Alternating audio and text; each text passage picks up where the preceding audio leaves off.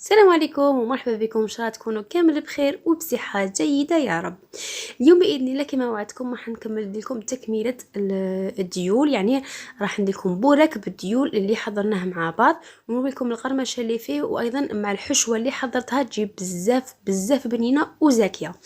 واش نسحقوا حبيباتي، حبيت نقول لكم فقط قبل ما نبداو المقادير تاع او الحشوه تاع البوراك، ما تنساوش اختكم بليجام والاشتراك وتفعيل الجرس الا كنتوا جدد وشاهدتوا قناتي، هكا باش تولوا من عائله مطبخ ام نهال وريتاج.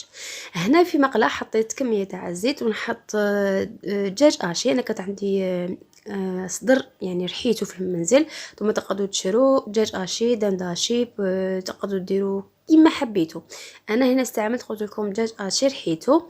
راح ندير لها سنه صغيره تاع الثوم، تكون صغيره ما تكونش كبيره، سينو ديروا ثوم بودره عادي. نسكرفج هذيك السنه تاع الثوم، راح تعطيها بنه بزاف هايله للحشوه تاعنا. راح نزيد نقليها شويه تحت النار، تكون قليله ما تكونش قويه باش الدجاج تاعكم يتقلى مليح. راح نضيف كميه قليله تاع الملح، ما تكثروش الملح بزاف، كميه قليله تاع الفلفل الاسود لانه حنزيدو نضيفو في البيشاميل الفلفل الاسود. زيد نخلطو مليح ونقلي مليح داك الدجاج تاعي او اللحم المفروم او قلت لكم دجاج مفروم كيما حبيتو نتوما. راح ننزعو من المقلاة، وفي نفس المقلاة اللي حضرنا فيها دجاج اشي هذاك راح ندير ملعقه كبيره كما راكم تشوفوا هنايا تاع زبده، واللي ما عندوش زبده يدير مارغرين. ما ننصحكمش بالسمن، هي زبده او مارغرين من الاحسن تكون كبيره، لازم ملعقه كبيره. نذوب مليح هذيك الزبده اللي حطيناها مع بعض. بعد ما ذابت لي راح نضيف 2 ملاعق كبار يكونوا مملوئين وبومبي كما راكم تشوفوا هنا تاع فرينه. راح نقعد نخلط فيها هذيك الفارينه، قعدوا تخلطوا فيها وتحركوا فيها على نار قليله، بتقولش باش ما تحرق لكمش، على نار قليله حتى تشوفوها تحرحرت لكم بهالطريقه، يعني هذيك الفارينه تحرحر كامل ويتنحاو الكتل اللي فيها. راح نضيف كاس تاع الحليب، حليب بارد عادي، تقدروا ديروه دافي باش تسهلوا المهمه عليكم. نخلطوا مليح مليح باش نزيد نضيف الكاس الثاني. الكاس الثاني ايضا شوفوا الكيس زوج كيسان ماهمش معمرين بزاف، يعني ناقصين اقل من اسبوع بشويه. ونقعد نحرك نضيف بشويه كما راكم تشوفوا بالتدريج، نضيف بشويه ونحرك نضيف بشويه ونحرك حتى تحلي كامل هذيك نكمل الكاس تاع الحليب وتتحل كامل هذيك الكتل تاع الفارينه. راح نزيد نضيف رشه تاع جوز الطيب ورشه تاع الملح.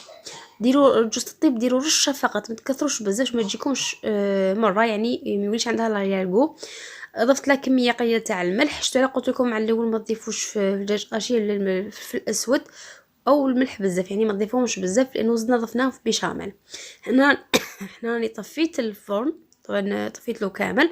نروح نضيف له الجبن المبشور، اي نوعيه تاع جبن مبشور عندكم ولكن تكون نوعيه جيده. راح نضيف 2 ملاعق كبار تاع الفرماج، انا كان عندي فرماج تاع البيدون، تقدروا تضيفوا فرماج تاع الميزان، تقدروا تضيفوا حبيبه فرماج بورسيون، لكم الاختيار. راح يزيد يعطيها بنا بزاف حيل البيشاميل تاعنا.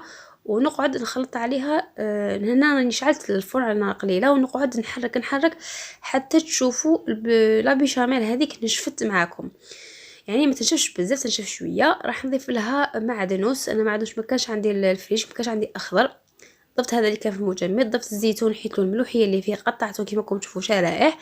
ضفت هذاك الدجاج اللي حضرناه مع بعض مرحي.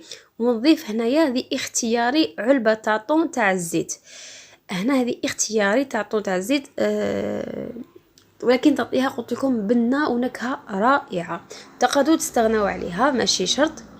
انا كانت عندي في الثلاجه ضفتها. وشوفوا الحشوه تجيكم ما شاء الله تجي زاكيه، تقعدوا تحركوا فيها على النار قليله حتى تنشف لكم. شوفوا القوام تاعها كيفاش يولي، وزيدوا خلوها تبرد. بعد ما تخلوها تبرد راح تزيد تتماسك اكثر. نولوا يا البنات الديول تاعنا، شوفوا ما شاء الله هنا بعد ما باتولي كانوا حطيتهم في كيس بلاستيكي في الثلاجه، وشوفوا كيفاش مورقين، كيفاش جايين شفافين، جا ماشي خشان. وقلت لكم هذيك الملعقه تاع الزيت اللي ضفناها في الديول زطتها الطراوه للديول تاعنا، يعني ما يبسولكمش ويساعدوكم تشكلوا الديول تاعكم، تشكلوا البوراك تاعكم ولا المحنشه ولا لكم الاختيار ولا البريك. هنا شرط كل ما تجوا تشكلوا وحده تاع بوراك تجبدوا 2 ولا 3 ورقات وخبوا الباقي في الكيس بلاستيكي باش ما ينشف لكمش. وشوفوا الحشوه تاعنا كيفاش بعد ما بردت زادت تماسكت وحكمت روحها. هنا في هذه المرحله تقدروا تزيدوا فرماج مبشور. انا بما انه ضفته في الحشوه ما سحقيش اني نزيد نضيف. تقدروا تضيفوا له فرماج مبشور راح يزيد يذوب فيه ويجي بزاف هايل. راح نغلق. انا حنستعمل هذا التبسيل اللي عندي، راح يجوني قيس كامل الحبات تاع البورك، راح يجوا كامل قطقط. هذه بالنسبه للمبتدئات، وريت لكم هذه الطريقه المبتدئات اللي الحبه تاع البورك كاين تجي كبيره كاين تجي صغيره. اللي عنده تبسي كيما هكا ولا كاش صينيه تكون صغيره بهذه الطريقه شكلوا على حسابها، وراح يجوكم الحبات كامل على حبه، يعني ما تجيكم لا حبه طويله لا حبه قصيره. شوفوا ما شاء الله الديول اللي حضرناهم مع بعض كيفاش شفافين ورقاق ماشي خشان، يجوا بزاف هايلين.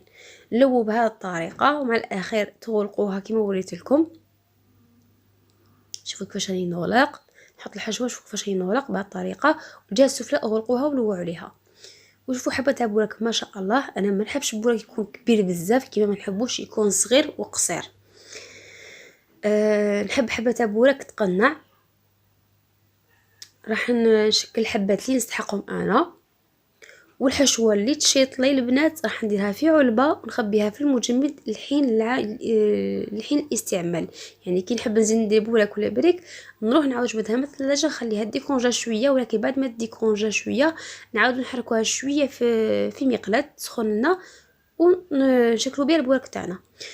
الكميه اللي وريتها لكم هذه اللي حنقليها. انا سخنت الزيت مع الاول تسخنوها مليح ومن بعد تنقصوا لها النار، يعني ما تنقصولهاش بزاف باش البوراك تاعكم ما يشربش الزيت، وثانيا ما ينحرق لكمش يعطيكم لون ذهبي شباب. وكي تجوا تحطوا البوراك تاعكم حطوه على الجهه اللي غلقتوا عليها البوراك هكا باش ما يفتح لكمش، يعني ورقه تاع البوراك ما تفتح لكمش ما تخرج لكمش الحشوه. ونار تكون تحت المتوسطه بشويه، ما تكونش قويه قلت لكم وما تكونش قليله. نجي نسيباري شويه حبات تاع البوراك باش هكا يحمروا لي في الجوانب شويه. هنا بعد ما حمروا لي طاوي اللون ذهبي شوفوا كيفاش تغلقوا من الاسفل وحكموا رواحهم. نسحقهم بهذا اللون انا ذهبي. كاين اللي يحب يحمرهم شويه لهكا، كاين اللي يحبهم بيضه. انا نحبهم بهذا اللون كيما تاع المطاعم، راح يجوا بزاف هايلين. الشكل تاعهم شباب خاصه للضيوف، ما ننصحكمش انكم تحمروهم بزاف. كاين اللي يحبهمش يحمروا بزاف. اقلبهم في كامل الجوانب، انا نحب نحمرهم في كامل الجوانب. نكمل نقلي حبيبات قلبي كامل الحبات تاع البوراك ونقطرهم. ديروا في بابي ابسوربون او تحطوه فيه كسكس تخلوه يقطر مليح وتقدموه مع القارص والنعناع. هذا هو الشكل تاع البوراك حبيباتي. شوفوا جا ما شاء الله جا لون ذهبي وجاو مقرمشين. دوك نسمعكم القرمشه تاعهم تشوفوا كيفاش جاو مقرمشين. شوفوا كيفاش جاو مقرمشين روعه. والحشوه اكثر من رائعه. جربوها تجي زاكيه، خاصه اللي عندهم العائله تاعهم تكون شويه كبيره حتى تساعدكم بزاف. شوفوا ما شاء الله الحشوه تجي معسله وتجي بنينه وما تجيش ناشفه. خاصه كاين شي بوراك اللي يضيفوا له بطاطا المغليه، ولكن انا صراحه ما نفضلهاش بزاف لانه نحسها تجي ناشفه شويه الحشوه. شوفوا ما شاء الله كيفاش جا البوراك تاعنا. الحشوه بنينه، الديول مقرمشين، والبنه ما نحكي لكمش غير الا جربتوها. هنايا حبيبه قلبي لحقنا نهايه الفيديو تاع نهار اليوم. ان شاء الله يكون خفيفه ظريفه على قلبكم، وان شاء الله يعجبكم الديول اللي حضرناهم مع بعض. واللي حبت تشوف طريقه صنع الديول نحط لها الرابط تاعي اسفل صندوق الوصف. اللي ما يعرفش صندوق الوصف يضغط على عنوان الفيديو يخرج له صندوق الوصف. حبيبه قلبي الجميع وحده جربت هذه الحشوه تاع البوراك او الديول تاع اللي حضرناها مع بعض تكتب لي في التعليقات الى عجبتها، وما تنساوش تكون بلي جام. دمتم في حفظه. مع السلامه.